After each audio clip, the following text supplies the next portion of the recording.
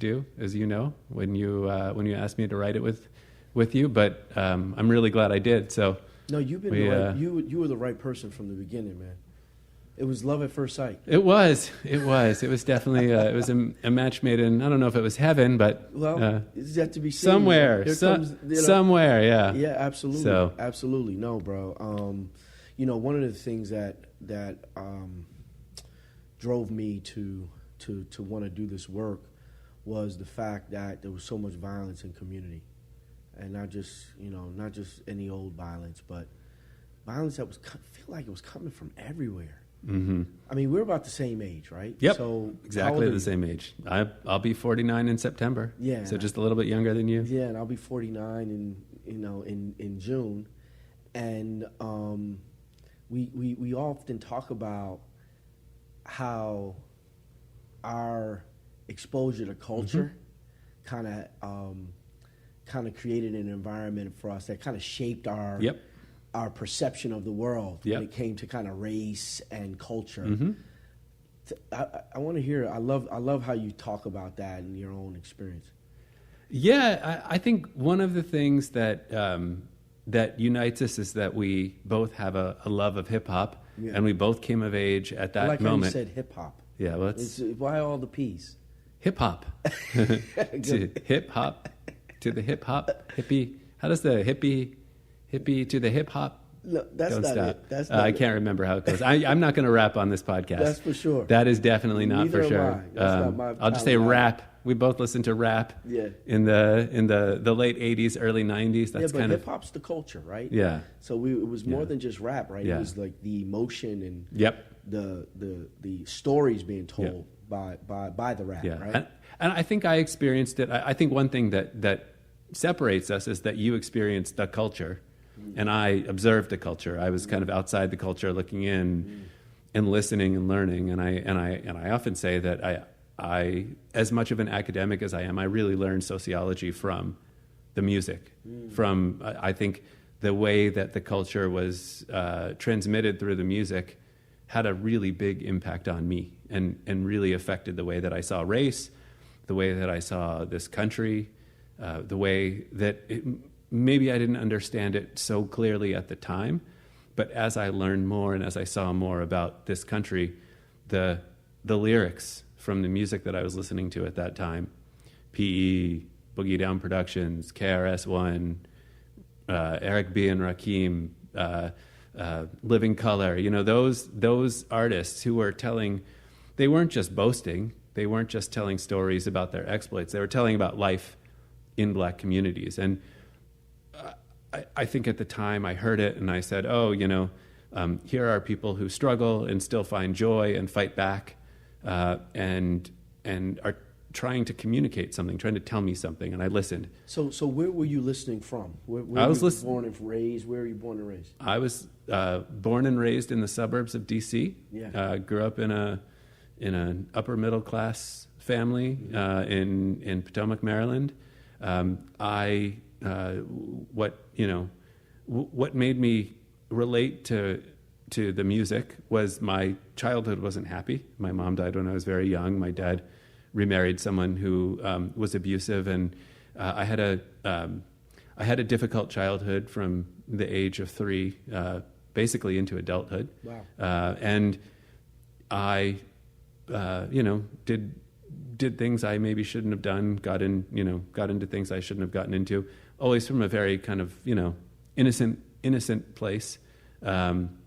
But I was unhappy, and hip hop rap gave me a perspective on people who found challenges and still managed to have joy and still managed to push back on it, and that's how I related to it. Initially, that is the power of hip hop, right? Mm-hmm. Because I grew up in a middle class family in the suburbs of Newark, New Jersey, in South Orange, to a mother, working mother, and a father that was succumbed to crack cocaine.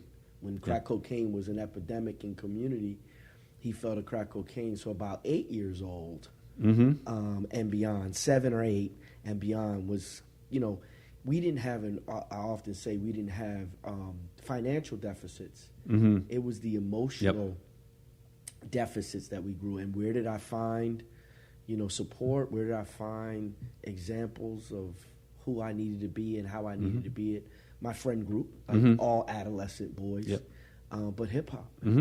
Hip hop was the center of all of our worlds. From the music to the dancing. Mostly in the hip hop culture that I was involved, it was mostly music and dancing and some DJing. But we didn't have much graffiti, although all of us learned how to bubble letter and all of us learned how to do that piece, man. Yeah. And it was the same hip hop that you're talking about. Yeah. PE, KRS-One, for me, DOS Effects, Poor Righteous Teachers. Several artists that gave me perspective, and then later on, Nas and Dead Prez, and, struggle music, struggle music, and then I have a tooth for Mobb Deep and Helter Skelter and some of the more hardcore hip hop of the time that allowed me to channel my anger. I often say Mobb Deep got me through med school. Mobb Deep and Jay-Z got me through med school. I listened to a lot of Mobb Deep and Jay-Z while I was in med school. Yeah, I think in the conversations that we've had, the hip hop was, I think it was central to both of our coming of ages in a very different way. I didn't do the dancing part so much. But it did get me through a lot, and music in general got me through a lot. It wasn't just hip hop, one of the things that brought us to this point was that we were both impacted by the stories of justice and injustice that were kind of being broadcast to the world. And I think we were lucky, I think us Gen Xers have kind of been left out of a lot of current political conversations, but we were lucky that we came of age at a moment when popular music, like you could just turn on the radio and, like By the Time I Get to Arizona was on, or Fight the Power, it was just there.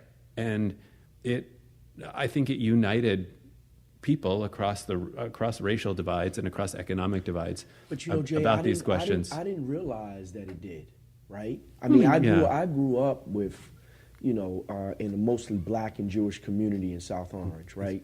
And in that black and Jewish community that I grew up in South Orange, we talked about. I went to all the bat mitzvahs and all the bar mitzvahs, and we had a shared experience, but it really wasn't until I met you that I realized that there were white kids my same age engaging and consuming the culture very similar as I was engaging and consuming the culture. And that's interesting to me, I didn't think that would have tied us together. Yeah. But it quickly tied us together. So I often ask this question of myself, the extent to which I was part of that culture, part of that world, or whether I was literally consuming it. I didn't relate to the stories of life on the street. Whatever hardships I felt at home, money wasn't one of them. Policing wasn't one of them. Having family members in prison wasn't one of them. Crack wasn't one of them, So I think that I think my experience with the music and your experience with the music were similar in some ways and very different in other ways. I couldn't relate to the identity of the speaker. But let me put this in perspective for you. Yeah. Right now, you're a human rights professor, correct? Absolutely. Yeah. Right. So because of that music, in a lot of ways, I really do. I fundamentally believe that, but I was consuming it as someone who heard the stories and thought that it was wrong, in the same way that you were. But it wasn't my experience. No, and for oftentimes the art isn't the consumer's experience, right? You know, when you listen to poetry or you look at art on the wall, there is an emotional attachment to the art that may not be the exact experience, but there is a shared experience. Yes. And that call for help that hip hop has always been, right, was a call for help that you are having as a young person, similar to the call for help that I was having. And hip hop as a culture, hip hop as a music, not just as a music, but as a culture, I think connected to us both and has shaped the type of work that we've done up until us meeting. Absolutely. Yeah, totally. Yeah. And now has shaped the book that we're on this podcast talking about. Totally. I definitely agree with that. And when I look back at when I look at who I am, and I look at my sense of humor, my sense of justice, my love of wordplay, despite my lack of ability to do it, my sort of inability to turn away when I see injustice or pain, I think so much of that comes from the music. And I think it's because at the time that I was listening to the music, I was also going through something. My life was challenging. I was doing things that if I were black would have gotten me in trouble. I was a pretty serial shoplifter. I feel like I can say that at this point in my life. Yeah. And I started stealing food because my stepmother wouldn't let me eat. So I would go to the store and I would steal things so that I could eat. And I moved on to things like being the nerd that I was. I stole mechanical pencils and erasers because I loved mechanical pencils. Yeah. And would steal notebooks and stuff like that. And then I moved on to music, tapes, blank tapes, so I could make mixes, and eventually got caught. And my punishment was that they called my dad and made him come get me. And now, looking back on these things, I realized that if I were a 14-year-old black kid, there is no way in hell that the Montgomery Mall security office would have just called my parents and said, come get me. Yeah. And I think I understood that at the time in an abstract sense, but it was only when I really began to understand this country kind of critically that hit me. And again, the idea that the role that music played in all of this is that the music actually planted a seed in my head. That's it. And it took a long time to germinate. And I think in the years before we met in 2017, I think the combination of my work, my human rights work, and the fact that I was looking at this country and seeing the exact same things happening, being filmed in many cases, as I was dealing with in other countries, that the kind of the seeds really began to germinate. And then the initial conversation that we had about where's the data about police killings was the culmination of that awakening, or the kind of realizing that we have a problem in this country. And then you telling me that there's no data, I was just like, now we need to decide if we're allowed to curse on this. I was like, holy shit, you go to places like South Africa. Decided. I decided this is going to be a cursing podcast. So yes. Just so you know, will there be parental discretion is advised on this podcast. Just that this podcast contains language that may not be suitable for people who don't like cursing. That's it. It will be a truly hip-hop podcast. Yes, exactly. There will be bombs dropped in this podcast. You best believe it. Viewer and listener discretion advised. Yes, We're not, I don't know, when they start. The good Reverend Doctor might be cussing on the podcast, just so y'all know. I'll try to keep it clean. But I really just said, holy shit, when I'm in South Africa, when I'm in, Bosnia, in all of these places around the world, the goal of the government is to not let you know what they're doing. The goal is to hide the truth. And that's what human rights work is all about. It's revealing the truth. It's revealing the truth. That's right. That's right. It's putting names to victims. It's counting, and it's accounting for these things. And what we found, right, throughout the work that you've done and we've done together, we found that to be disturbed by the fact that no one's counting people that are dying in the custody of our carceral system or in the custody of our criminal legal system. We're not the first. We're two of many, actually, devoid of government. Right? That's the problem. Is that in the absence of government tracking it when it's in plain sight, we found these jewels of people, right? Throughout the arc of history, these conscientious individuals that made a cognitive decision to start counting and start lifting up names and experiences of those that have died in custody for a myriad of reasons, right? Throughout the book, for a myriad of reasons. And that's what's so exciting about and different about what we've done here, is that it's not just one linear voice of one type of individual, but it's multiple people with different purposes, different stations in life, different experiences, and different employment, right? Different, they're coming from different places, similar to you and I, right? Absolutely. Coming from different perspectives, looking at this problem of death in custody. And so I think we can talk about what brought you here, right? What is your own personal story that we talked about our personal connection with hip hop, and how that has shaped us and has found a seed in fertile soil and now is growing into what will be and continue to be a life's work for us, right? Together. Absolutely. You and I will be connected together for the rest of our lives, I believe. This is not, and this friendship that is blossoming too, right? So what started this particular area of interest? Tell us a little bit about your career trajectory. Where'd you go to school? Tell us a little bit about that.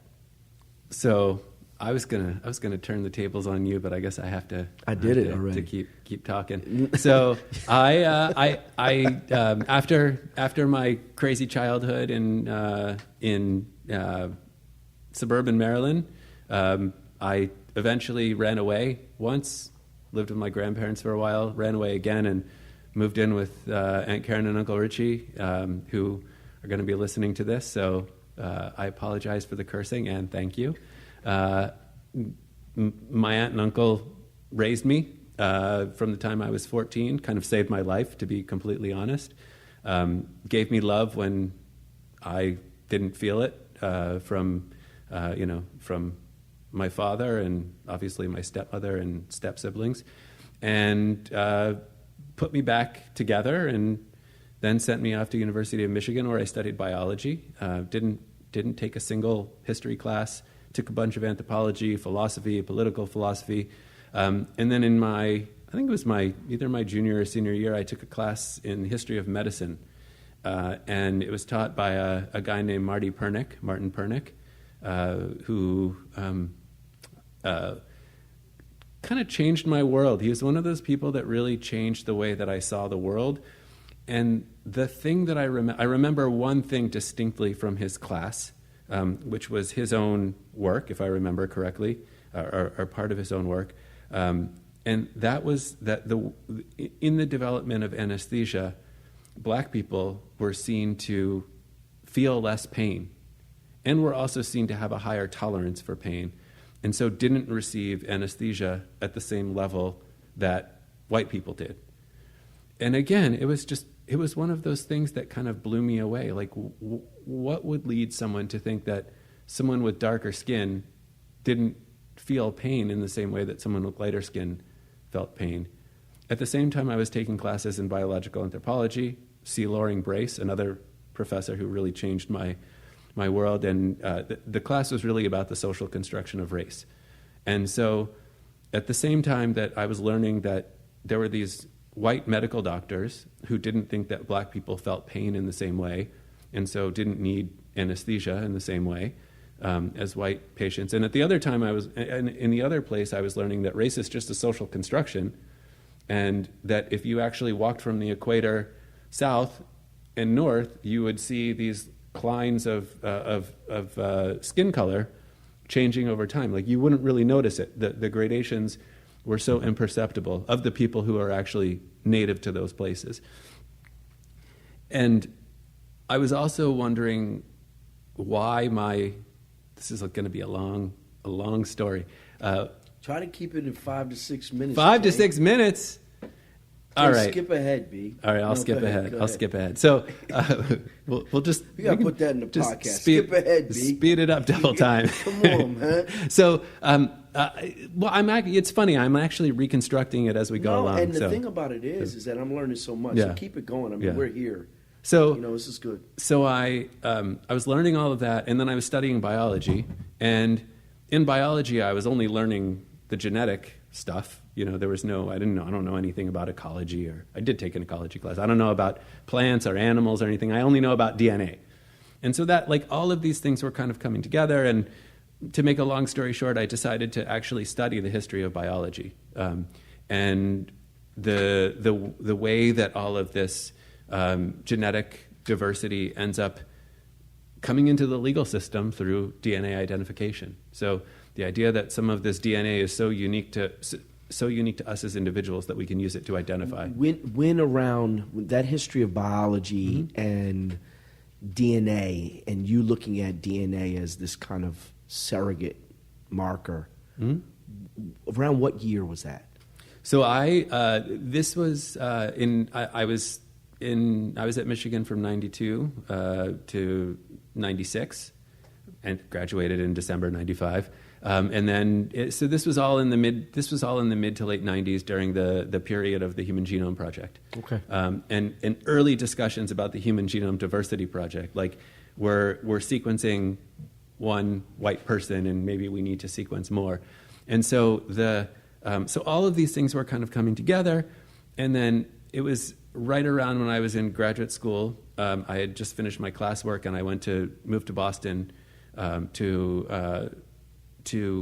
work with a guy named Dick Lewontin, who was a very well-known scientist who died recently, who always had historians and philosophers in his lab. He was he studied evolution at the genetic level, basically, and he had gotten very involved in the story of how common or rare particular DNA markers are within individuals. So if you have an inbred population, or if you have a population that doesn't have a lot of people, you might see particular markers fairly often in each individual. But if you have a very big population that's got a lot of genetic diversity, then it's unlikely that you'll see particular combinations in particular individuals very, very often. And so he was involved in this, and it was an interesting way of using my desire to understand genetic diversity, to study these things, and also my growing desire to do something that was more socially engaged. And I owe that to my wife, Tamara, who I met in late 2000, and we. I think she opened up the world to me and introduced me to issues of human rights and justice in ways that, again, like they were in my head, but they hadn't been expressed. They were dormant. They were potentials. Yeah, and absolutely. so she kind of opened this world up to me. She's South African and Jewish, and so introduced me to the kind of world of early post-apartheid South Africa. And got me interested in studying human rights at a formal level. And so all of these things come together. I've done all this work on DNA in the criminal legal system, the role that science was playing in calling into question certain decisions that had been made that were seen to be final, and suddenly, post-conviction, there's scientific evidence that suggests someone may not have done what they were convicted of, and sure. How do you integrate that into the world? And that led me to the use of DNA identification after conflict and disaster, and then I became more generally interested in issues of data and human rights. So how do we know what we know about conflict or about violations? And it was when I was doing work on civilian casualty recording and estimation of deaths in times of conflict that Syria was happening, that the conflict in Syria was happening. And this was the first conflict that had really taken place in the age of smartphones. So people were filming what was happening. They were filming death. Not just television crews, we've had that for a long time, right. But ordinary people were filming what was happening to them, and they were publishing it on social media and sort of getting the word out. And the same people who I was engaged with on issues of casualty recording and estimation suddenly were discovering or just being sent or seeing thousands and thousands of videos about people dying, about government actions. And they couldn't handle the amount of film or the amount of recording that they were getting. And I was at Carnegie Mellon, where we have amazing computer science, and they said, "Hey, I know you're talking to me about how we know how many people die in conflict, but we have all of these videos, and we're overwhelmed. Does anyone at Carnegie Mellon know anything about video analysis? Like, we need to automate this process." And so I moved into that world, and again, at the same time that I was thinking about how we could use video to document human rights violations and to understand how many people were dying in Syria, in other places around the world, we were beginning to see Americans pulling out their cameras and recording police violence, police brutality. And initially, I would say that I probably interpreted those videos as being rare. And there was a point where I realized that actually these aren't rare at all. This is happening to people all the time. And we had the singular Rodney King That's right. Video. When we were in high school. Which was luck in 1991. Yeah. The same time that we were both being politicized by music. That's right. But then we didn't get another recording of police brutality for quite a long time. For a long time. A long time. And social media and mobile phones probably another decade. Yeah. I mean, maybe even more. Maybe even more. There's really like a blank in my head. You go from Rodney King. I can't think of another video until 2012, 2013, something like that. Yeah. And my worlds kind of collided. I think that was the moment where my worlds collided, and I said, I've been doing all of this work. I had done work in Bosnia. I'd done work in South Africa. Was deeply involved in Syria, Mali. We were doing work where there were videos that were available. Ukraine, the original Ukraine conflict of 2013, 2014, or Euromaidan.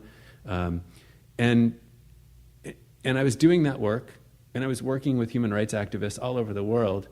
And I think I realized that I didn't need to get on a plane to be engaged in meaningful human rights work.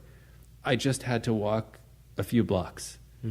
And so that was kind of stirring in my head. And then the story that we tell in the book, I'm not going to retell it because we don't have time for that. So I would suggest buying our book, Death in Custody, How America Ignores the Truth and What We Can Do About It, coming out from Johns Hopkins University Press, September 2023. But that's why I asked you, where's the data? I see these videos. I have no idea how common or rare these things are. Where's the good data that's being kept, that's just not being published? And that's where we switch to your story.